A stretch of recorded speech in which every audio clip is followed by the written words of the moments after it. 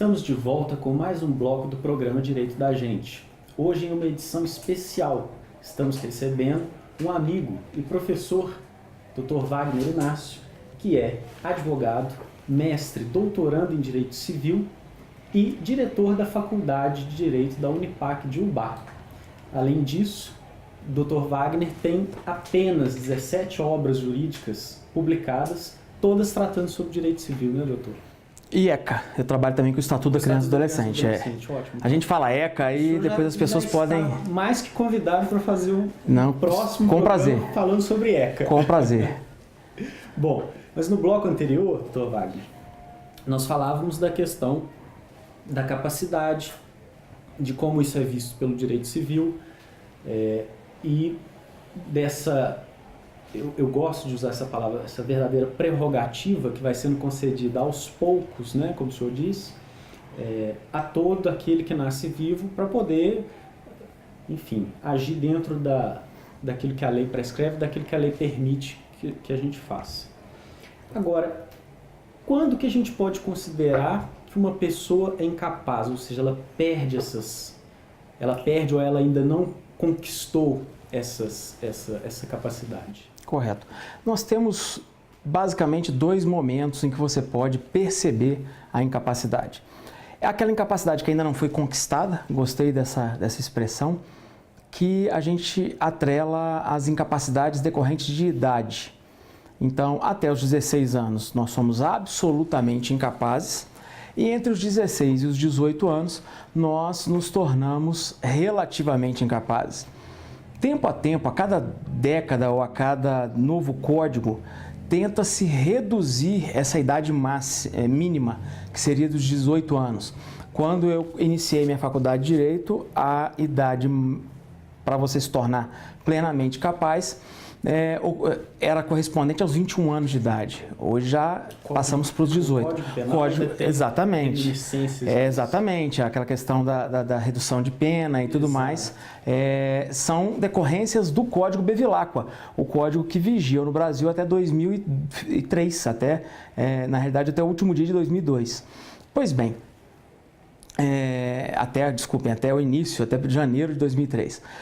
O que nós vamos ter como estrutura dessas incapacidades absolutas e relativas? Essas incapacidades decorrem da lei e elas surgem, elas nascem com o próprio sujeito. O sujeito nasceu com vida e já é incapaz, ponto. E ele vai ganhar um pouco dessa capacidade aos 16 anos e depois o restante dela aos 18. Mas existe um outro tipo de incapacidade que decorre de uma causa incidental, de uma causa posterior aos 18 anos de idade. Ou mesmo que seja anterior, mas que permaneça após os 18 anos de idade. Essa causa seriam as causas de incapacidade decorrentes de decisão judicial, que nascem de um problema, por exemplo, uma limitação cognitiva, uma limitação motora. O problema todo, e isso que nós vamos tratar hoje, é que quando você retirava a capacidade de alguém, você tornava alguém absoluta ou relativamente incapaz depois da maioridade, depois dos 18 anos, você na realidade estigmatizava essa pessoa muito mais do que ajudava. E a partir de 2015, meados de 2015, com o início de vigência, ou seja, essa lei começou a valer no início de 2016, nós tivemos uma revisitação, gostei muito da palavra que você usou, porque talvez um dos maiores dogmas que nós tínhamos no direito civil era a estrutura das incapacidades e que agora caminha para uma total reestruturação.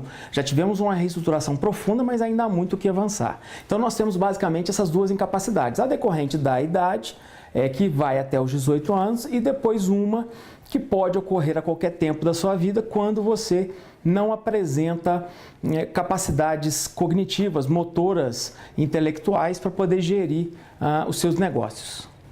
Agora, doutor Wagner, o senhor bem disse aqui, essa incapacidade posterior aos 18 anos, em regra, ela é reconhecida ou tem de ser reconhecida judicialmente para surtir os efeitos. Mas, no dia a dia, às vezes, nós nos deparamos com determinadas condições ou determinadas pessoas que só de olhar a gente já sabe que aquela pessoa tem alguma deficiência.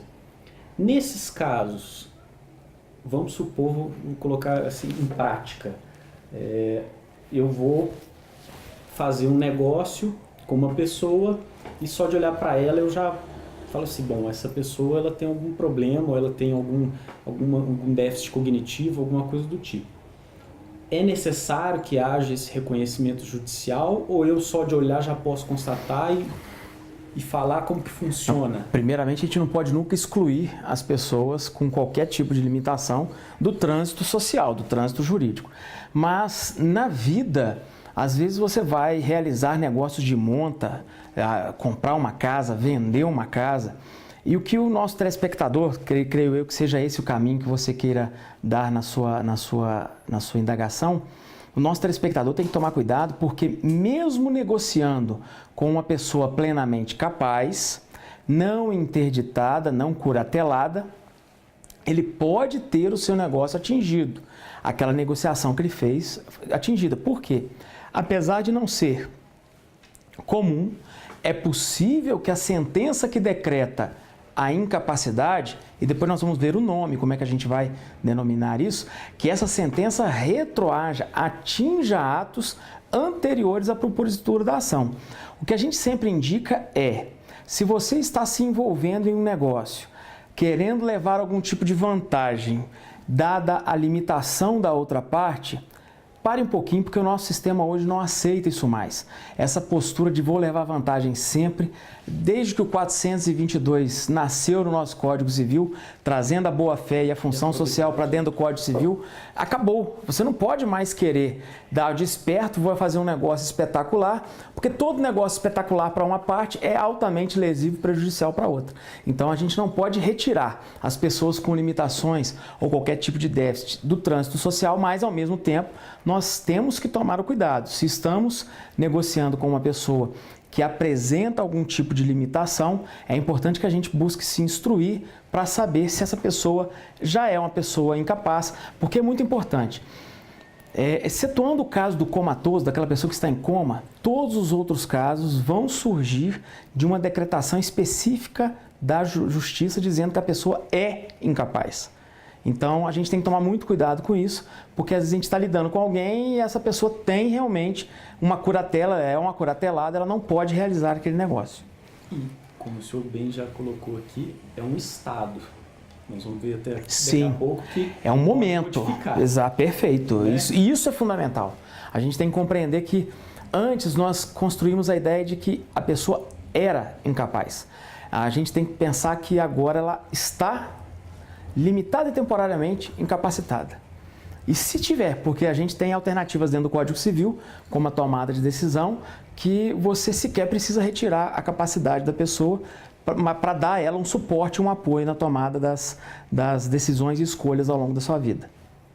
Perfeito. Bom, nós vamos para um breve intervalo e voltamos já. Não saia daí.